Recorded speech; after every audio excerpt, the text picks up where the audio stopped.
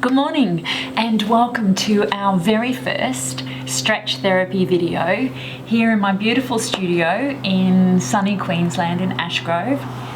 I'm so excited for you to join me this morning. And before I introduce my equipment that I'm going to use today, I just want to give a huge shout out to the members that have been coming along to my classes, particularly at the Good Life at Fortitude Valley. You all know who you are.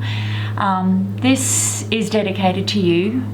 You guys have really made this class and this work that I do relevant, and so for that I thank you. So, equipment that you might need and you want to get straight away, a strap or a belt. Either I got these off these mats and these have been fantastic. Maybe a yoga block or a soft pad. Now if you don't have any of these at home, these are fantastic. You can get these from Heart Sport. I love these, particularly for people to put their knees on, because if your knee is comfortable, you can relax more. But if you don't have either of these, you can use pillows, anything that might just support your body. So let's get started. So I like to start with a bit of a groin stretch and release. Take your hands onto the feet, take a deep breath in, exhale, and try and draw yourself forward as much as you can, just relaxing through as much as you can. Some nice deep breaths. We know that just one big deep full breath has an instant effect on your heart. We tend to be a country that breathes into our chest a lot more, quite shallowly. So breathing in, breathing out. And don't just think about breathing into the belly, think about expanding the rib cage. Just getting that diaphragm to move, and exhale over. Relax the shoulders.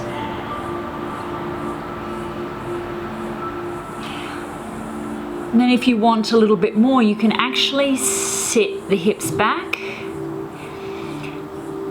Then push the pelvis forward. So I'll turn side on so you can see what I'm doing. So, going to roll those hips under, and as much as you can, you'll get a lovely back stretch as well.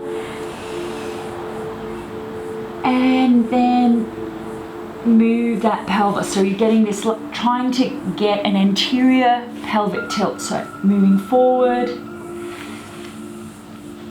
moving back. So if you haven't done particularly a stretch class with me, I like to do a lot of mobility work as well. Not a lot of static stretching. You'll see me throughout this video moving, breathing deeply, and particularly trying to really affect movement through this pelvis that can get really locked up while you're at work and sitting a lot.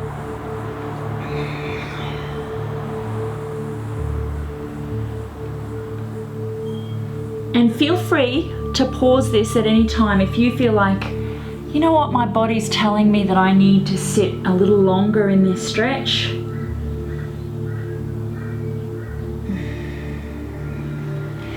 And then we're gently going to come up.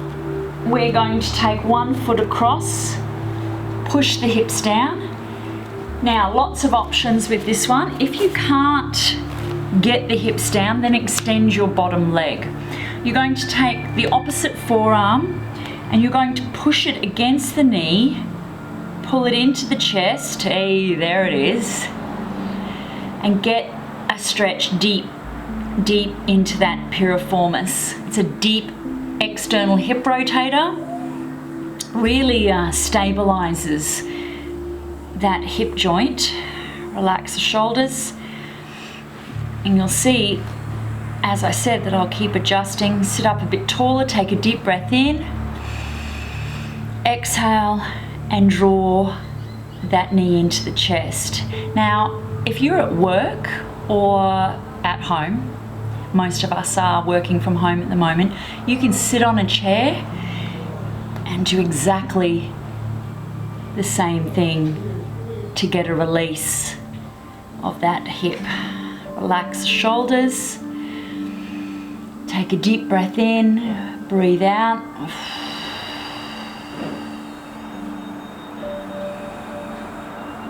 Really good opportunity just to slow down. Think about relaxing the face.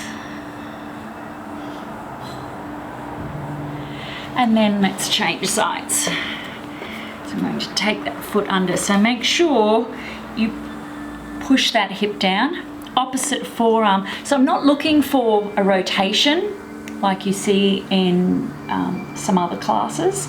What I'm after is for you to draw that knee towards the chest and then to try and sit up as tall as you can. Now you will find that one side is always tighter than the other, or always more dominant on one side than the other. If you notice the way you sit, the way you cross your legs, if you go to take off and do something, we always tend to lead with a certain leg. Relax the shoulder, so you'll find definitely tightness in one side compared to the other. Piriformis it's a muscle that's been the subject of quite a bit of research. Multiple papers written on piriformis syndrome. The piriformis, the sciatic nerve actually comes through underneath, but in about 20 to 35% of the population, it actually can go through that muscle. So if you've got a sciatic nerve going through and that is really tight in that hip, you can feel all sorts of referred pain down the leg, and it's extremely, extremely unpleasant. Sitting up, breathing a little bit more. Okay, and then we're going to rotate and just push those hips through. I like to move nice and slowly through my stretches as well, give my body and my emotional self an opportunity to catch up. Stretching should be something that brings relief and relaxation, not increase your anxiety or stress a little bit more. Okay, so we are going to do our hip flexors today, but before we do that, I just want to do some thoracic rotations, help free up this diaphragm. Your diaphragm is actually really important for performance and also to support the core. So coming up to the hands and knees, we're going to take one elbow down, one hand behind the head. I'm going to take a deep breath in, drop the elbow, exhale and open, and breathe in and breathe out and breathe in and breathe out and breathe in, breathe out and breathe in, breathe out. Let's come up, let's change sides. So elbow down, hand behind the head, breathing in and exhale and breathe in and breathe out. So you'll find, yep, one side a little bit tighter than the other. Inhale, exhale, inhale. Oh, let's do one more on this side. Breathe out and release. So for a lot of us, I see a lot of people doing rotations, trying to release their lower lumbar region, but for a lot of people that can actually do more harm than good. Your lower lumbar region is actually designed for stability, and there should be an element of tightness. You don't want it to be so tight that everything's locked up, but it's definitely there to stabilize and support the spine, support the pelvis. Our upper thoracic region is often really, really tight, and it actually needs a little bit more mobility so that we can move more fluidly. So that's a really great one to do. Another one is to very simply, and you can do this lying in bed at night, put your hand on your rib cage and breathe. Really expand and exhale. And another one. So for those of us who have been doing Pilates and yoga for a long time, you know, that's taught us to breathe into that belly, which is absolutely fantastic. But we also need to be able to move this diaphragm. And there are, in certain times, in many applications, where being able to expand through this rib cage is really important. So those couple of exercises will really help. So the next one I want to do as well is a middle and upper back stretch. I love this exercise. However, it is a challenge for some people depending on your flexibility. So I'm going to talk you through it. So you're going to bring the feet together and the knees wide, okay? Now, if you need, you can actually get a strap, but what we're going to do is we're going to pop the top of our head onto the ground very, very gently. We're going to reach our hands through our legs or the inside. Now this is where you can get a band and put it around the feet. And then you're going to push your hips forward. Now I'm not pushing on my head. Oh my gosh, that feels so good. You'll feel it really expand to those points underneath your shoulder blades.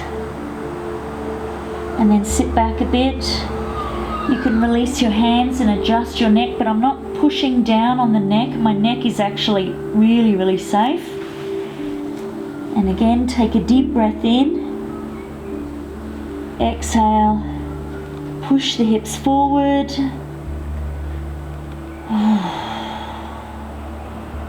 And just enjoy the release of that upper back. Shoulders. And then gently, gently and slowly come out of this. Oh, that feels so good. Did that feel good for you? You'll get this wonderful release, and often quite a lot of your neck muscles are attached not only down into the spine but across your traps through the shoulder blades. So that'll really help to release that upper back. Okay, big one coming up, hip flexors. So get your pillow. If you have one of these, or you can get a hold of one of these, fantastic. Grab a yoga block as well if you need it, if you know that your mobility is a little bit limited. So I'm going to come up to, in the group fitness world, we call this 90-90. I might actually come back a little bit on this one. So that foot is actually a little bit forward of the knee, so there's no pressure. And I've got my knee on this pad, and I can relax now. I don't have to worry about the kneecap going into the ground. Okay, so we're going to, nearly fell over there, start with a little bit of mobility work. Often for most people, the hip flexors are really tight. We're targeting hip flexors and psoas. So psoas connects T12 through to L5. So in your lower lumbar region. So you can imagine if you're sitting all day like this is tightening up, then you go to get up and you go, oh, my back is really tight and sore. It actually can be, part of it can be attributed to the tightness that has simply eventuated from sitting down all day, okay? So, I know a lot of information today, but I feel the more educated you are, the greater your self-efficacy. Okay, so hips are nice and square. Tilt your pelvis under, relax the shoulders, take a deep breath in, exhale, and move forward. And inhale. Now I'm more flexible than most, and exhale. So please don't feel bad if you don't move as far as I do. We all have to work within our own limitations. And exhale. That's why you're all doing this. And breathe in. And breathe out. So just mobilizing this hip flexor.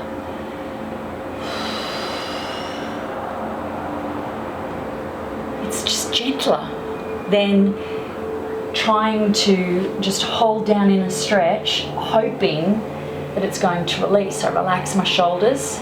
Now often in my class, usually by this stage, I've got a few little jokes or stories to tell.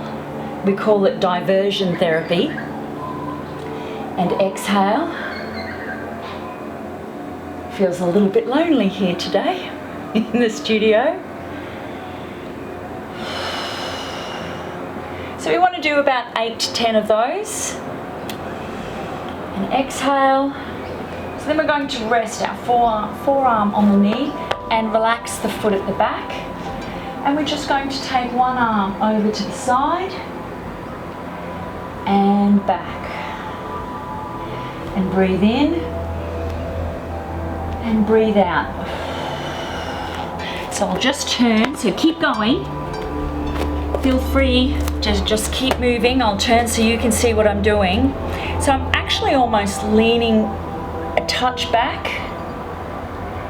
Breathe in and breathe out. So just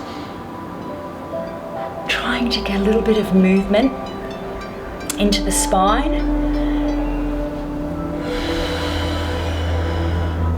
So I can feel that sort of stretching these side muscles and right in.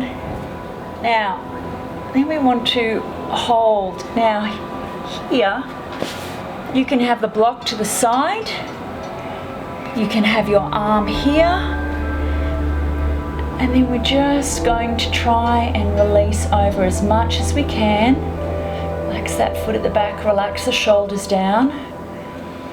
Take a deep breath in. I close my eyes a lot because I'm trying to feel what's happening in my body.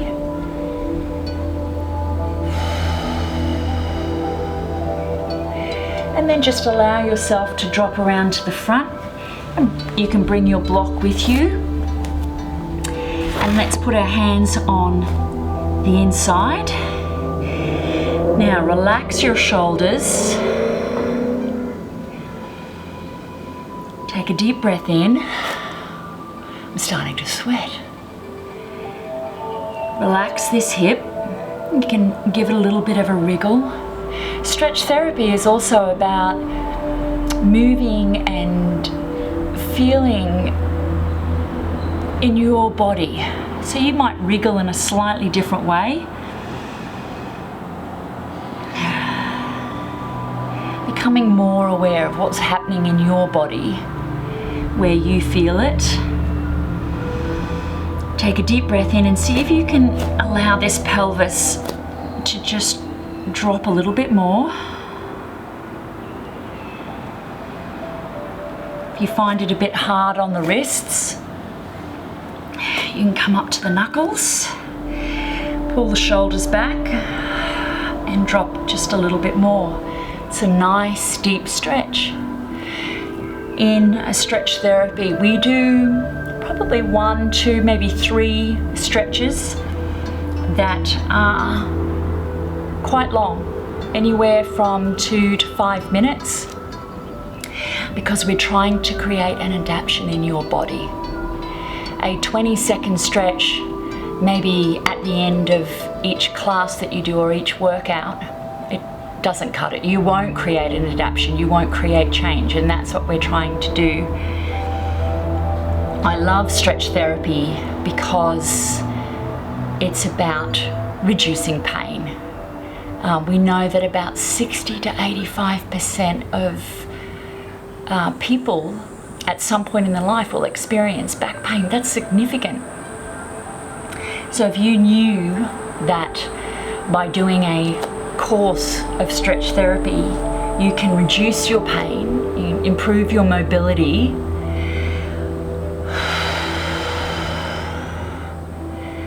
and therefore feel happier and less stretched, I think it's absolutely worth it. All right, now to come out of this, because I've been in this a while, you'll start to feel, you can feel a little bit of an ache, and that's okay.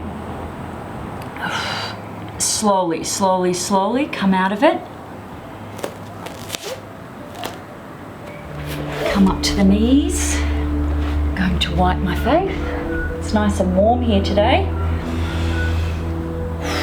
So what I don't want you to do after you've done that stretch is to then sit back, create that contraction back there. So release that out. And I'd really love some feedback as well.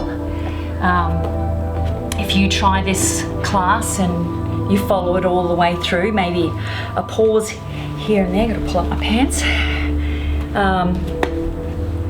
I'd really love to hear some feedback on how your body responded. Hips are nice and square. Take a deep breath in, exhale, and come forward. And inhale. Now this side for me is tighter. And with that tightness, it's a little bit tender. And breathe out. And breathe in. And exhale, so I've got that pelvis under, relax the shoulders. And breathe in. And breathe out. And breathe in. And breathe out. And breathe in. And breathe out. And breathe in. And exhale. Going to come forward. You can do a few more of those if you feel like you really need that. Coming over and back. Remember the options. And over and back.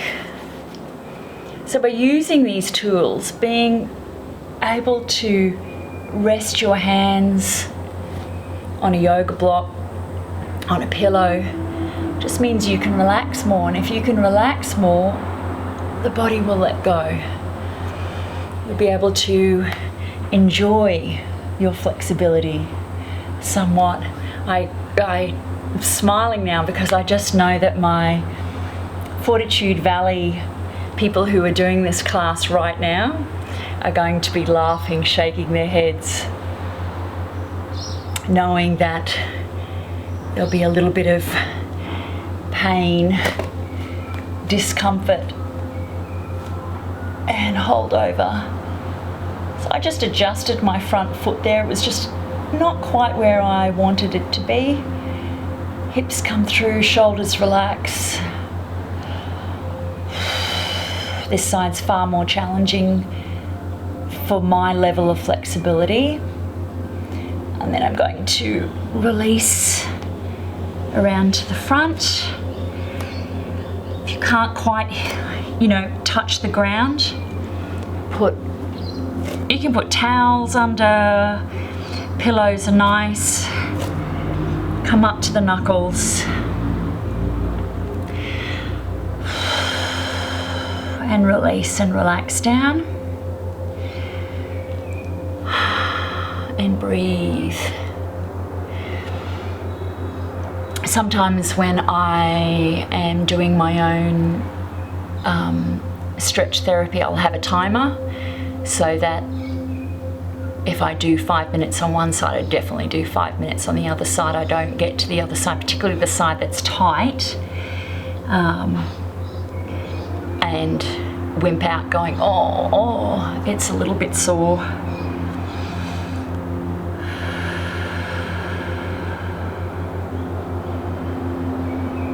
Just relax those shoulders. So, how often should you do stretch therapy or a good designated flexibility session? I would say 1 to 2 times a week, with the deep stretches, perhaps only 1. You are trying to, as I said earlier, create an adaptation, and there is research to support that nice deep stretch will indeed create that,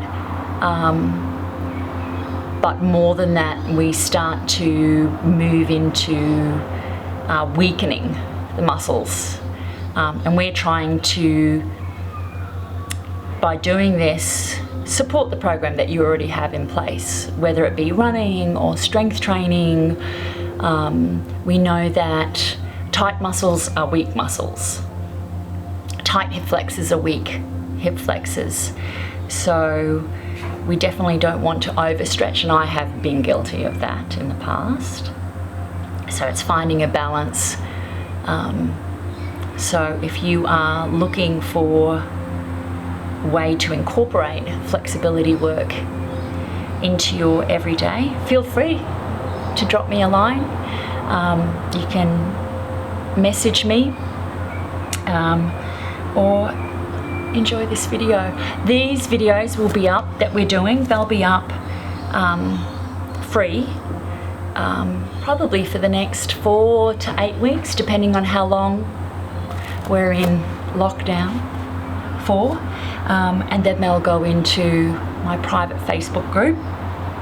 But for now, I really want everyone to enjoy and